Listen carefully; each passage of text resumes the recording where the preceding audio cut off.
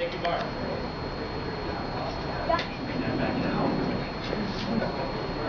Up next, we have Rich Martin, also from Northern Wisconsin Normal, who will be speaking about cannabis law reform, and it is not what you may think. Hello, thank you for coming out. My name is Rich Martin. I'm the Executive Director of Northern Wisconsin Normal, and yeah, I just wanted to kind of offer some higher learning for the college students out here. Cannabis is not what you may think. Okay, cannabis law reform is not what you may think. I joined, let me tell you a little bit about myself, a little background here. I used cannabis in the past when I was in high school, a lot like a lot of people do, like our past 3 presidents have all done, so try not to judge. It turned out pretty good. I joined the military and served 12 years as an Army medic. And like they always like to say with our soldiers, they're out there fighting for our freedoms. Well, I'm one of those soldiers that actually did like to fight for our freedoms, and I got out, and I'm still going to continue to fight for our freedom. And cannabis is one of those freedoms I would like people to have. Whether you use it or not is going to be your choice, and I'll leave that up to you. I'm not going to judge you if you use it. I don't care if you use it. I don't use it. I'm the Executive Director of Northern Wisconsin Normal, and I do not use cannabis. I've done it in the past. I don't do it now. But I want everybody to have that option, especially patients who actually need it. This is a medicine like anything else, and some people actually need it.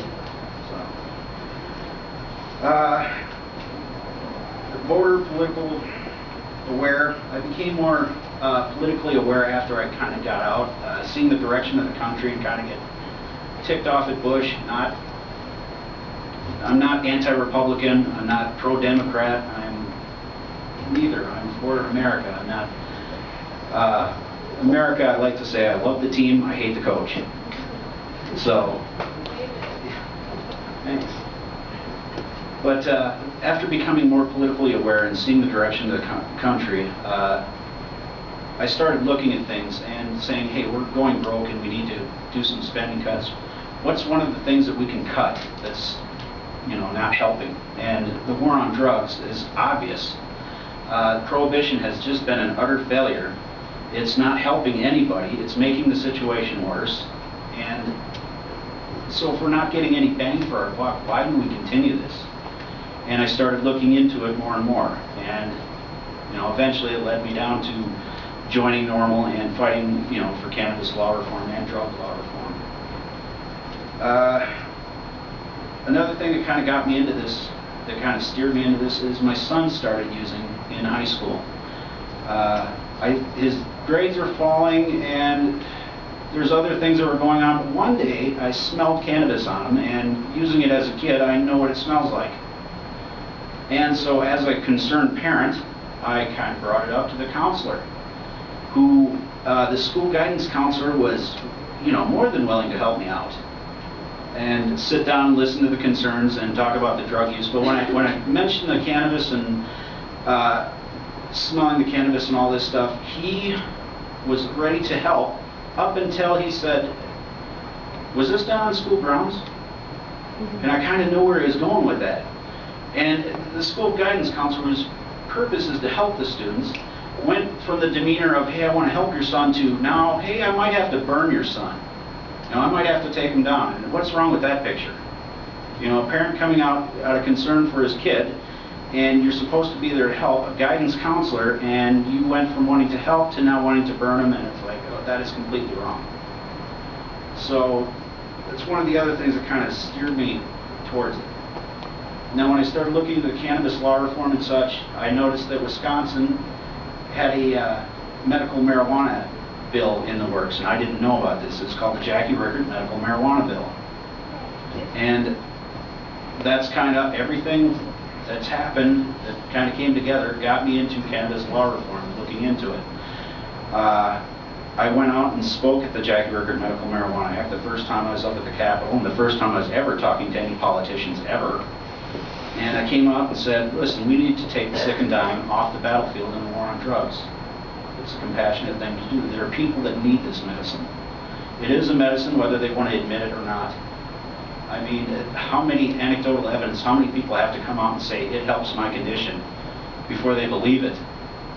You know, you can actually watch people with multiple sclerosis, you know, shaking with their tremens. They can take a hit of cannabis and calm down, and you can actually see the benefits.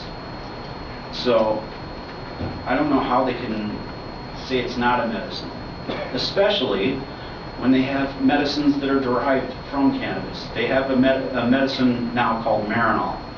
It's a synthetic reproduction of delta-9 THC, which is the main psychoactive ingredient in cannabis. It's what gets you high. They got a pill that is 100% delta-9 THC. Marijuana they classify as a Schedule I drug, which means it's highly addictive and no medicinal value. Yet they can develop a pill from the main psychoactive ingredient and with a straight face put this as a Schedule III drug, which means it does have medical benefit. Well, how can an extract have medical benefit but not the plant? So this doesn't make any sense. They also have another drug out there called Sativex, which is made from other chemical compounds from the cannabis plant.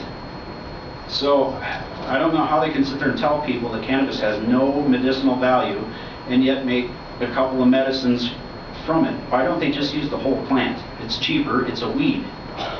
You know, it's easy for anybody to grow. And, you know, it would benefit so many people. And who cares if they get high? Really. I mean, it's not like we care that people get impaired. If we cared that people got impaired, there wouldn't be any bars. And the drunk driving and the stone driving and everything that they worry about, all the bars that I see have parking lots. You know, so they know people are going to be driving and drinking. They advocate and they're fine with that, but yet, you know, one of the things that they want to try to block cannabis from is that they're worried about stone drivers. Well, there are stone drivers now. People drive stone. It's just, it's what they do. So let's deal with this issue as an adult. You know, let's look at this rationally, stop making snap judgments, and, you know, look at science. Canada has done a study and checked out the effects of stone driving, and they found out that the impairment is not like a drunk driving. It's not, the impairment doesn't make you do reckless things like being drunk on alcohol. Cannabis drivers slow down and compensate for their impairment. I'm not saying it's good that they drive impaired, but really it's safer if they do drive under the influence of cannabis than alcohol. So let's use science and, you know, look at this rationally. We might not like people to do it, but we don't need the law to stop them from doing it. Anyway, people like to stereotype the cannabis law reformers. It's kind of one of the reasons I look the way I do and promote law enforcement against prohibition. Because when they expect a cannabis law reformer, they're expecting tie-dye, dreadlocks, you know, the 70s guy. And that's just not the cannabis user. The cannabis user looks like everybody else. I mean, there is no stereotype. So I just want to kind of help change some of the perceptions here. Cannabis is just anybody. Anybody in here could be a cannabis user. Some probably are. I mean, I can't look at you and tell, and neither can a policeman. And that's one of the things that's making the war on drugs dangerous, is how the police affect society. They look at everybody with suspicion. Everybody looks like a drug user to them. And that's why they treat everybody the way they do. So that's one of the reasons we really need to change cannabis law. So, in a war on drugs, they're not treating everybody like they're the enemy. And that's what they do right now. And so we need to change that. Also, one of the things they like to label us as counterculture. And it's like, no, we're not doing anything counterculture here. We're trying to restore the freedoms that the Constitution originally gave us. You know, the government doesn't need to be